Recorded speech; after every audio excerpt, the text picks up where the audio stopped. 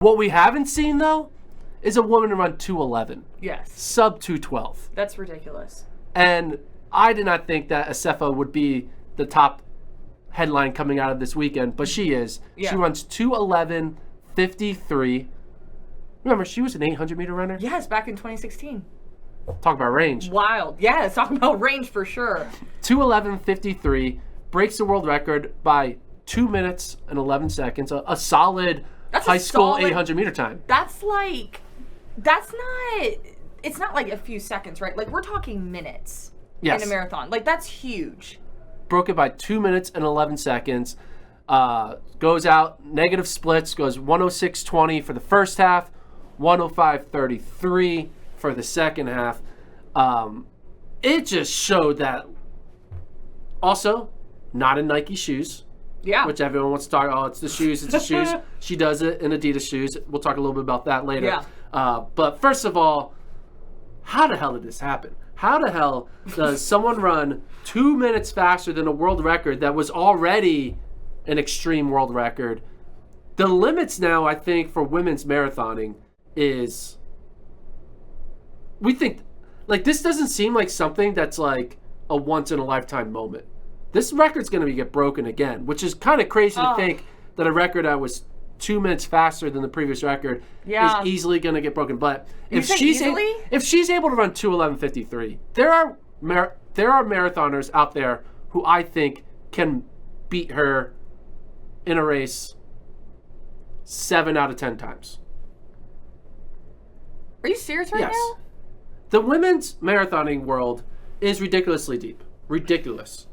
We see Safana San, who just is 1-0, right, in the marathon. You see all these other 10K women coming up in a marathon. Faith Kipyegon's going to be doing the marathon probably eventually one day. And then you also have the dominant, women like who have been dominating this current era. She's the one of many, which just gets me so excited because we're going to see now we thought the past 4 years of women running in the 2:17 to 16 range was crazy. We're now going to see an era where you're going to see women running in the 2:14 to 2:11 range, like 10 different women in that range. In the next 5 years, I'll say this, in the next 5 years, there will be 6 other women who will run faster than 2:14.04. That's a bold statement. I don't think it is. I think we just have yet to scratch the surface for women's marathon. I just can't wrap my head around anything faster than 2:14 and then 2:11. And you think 2:11 is going to be broken? Yeah. I mean, what was her PB before this race? Wasn't it? It had to be, definitely slower than 2:14. Let me bring it up. So her PB before this race, personal bests, progression. She ran a 400 in 54 seconds. Congrats to her. So she ran 2:15.37. That was her PB, and she ran that in 2022. Okay. There's a lot of 2:15. There's other women out there who are in that 2:16, 2:17 range, who then are going to be able to put together a fast one. Now, I'm not trying to diminish what she's doing, for the record. This is an all-time great moment. I'm thinking... Go ahead. I'm going to let you finish. This is an all-time great moment. But to me, it's really not about just her. It's about the event as a whole on the women's side is just continuing to explode race after race after race. New women enter year in and year out. Mm-hmm. No one was talking about her in 2021, 2 years ago. She was, like she said, she was an 800-meter runner in 2016. She started getting in the roads in the 18-19 range. She runs a 1:08 half marathon in 2019, which is very good, don't get me wrong. But now she runs faster than that in back-to-back marathons. Yeah. I mean, back-to-back halves. I just think I'm still wrapping my head around your statement of, like, you think 2:11 would be broken. And I'm like... It's going to be... I understand the depth of the field. Like you said, there's all these very, very talented distance runners that could definitely maybe make a knock at it.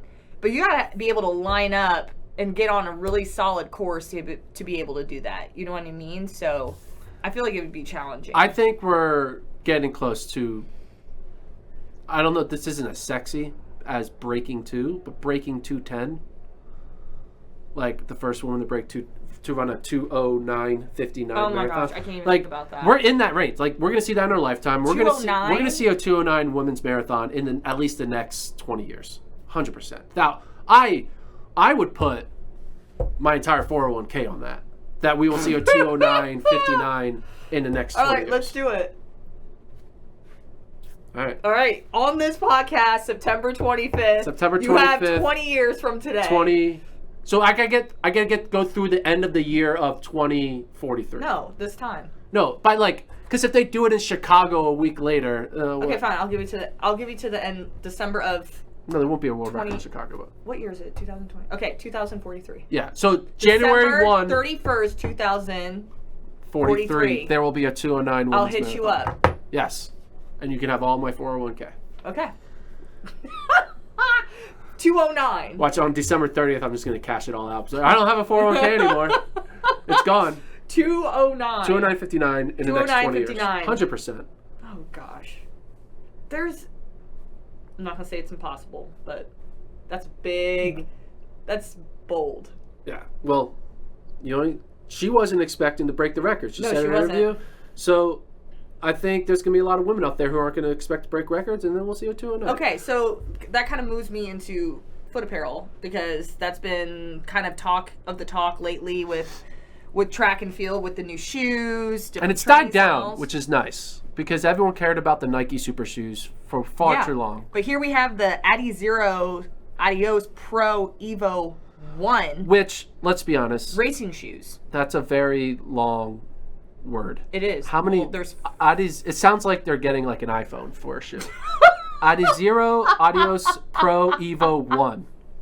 Do they even need the 1 in there? Like, it's probably the first version.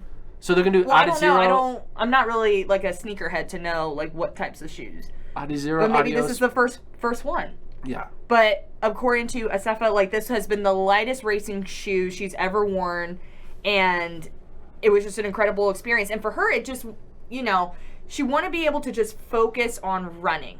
And I feel like the shoe is very light, and shoes play a huge role. So I wonder now, as we continue to progress with technology and different styling of shoes and, the weight and things of that nature, if we're going to see more athletes putting on lighter shoes. It's going to feel like you're running barefoot. Yeah, but the real, it's not about it being light. It's about it conserving your energy. So every time you impact it, it gives you a good bounce back so you don't feel like your body, when you're running 26 miles, there's a lot of times your foot touches the ground, and that adds up. How many steps that is? How many steps are in a... How many steps are in a marathon? Yeah, like the average person. What do you think it is? I don't know. I bet it is... I really don't know. 1, 20, 2, maybe... 3. Hold on, I'm counting. 4, 5. I'm just going to count all 26 miles. All right, don't look it up. All right, I'm going to say there are... 10,000 is probably 3... I'm going to say 10,000 times 10. 100,000. What are you on?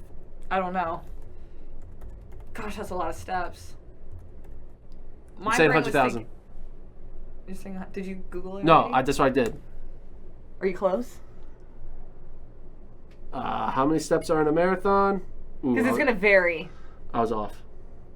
It's 55,000. Okay, see, my gut was like 45. Running is 39,000. I was way off. Yeah, 55 to walk it, 39 to run it. So that's a lot of moments. That's a lot of pounding. That add up to, But so there was a statement. They were talking about how the shoe's great. I'm just now excited. Now Nike has to clap back. They got to make a shoe that runs 2:11:52. Yeah. And then Adidas has to do 2:11:51. And we keep going until we get to 2:09:59.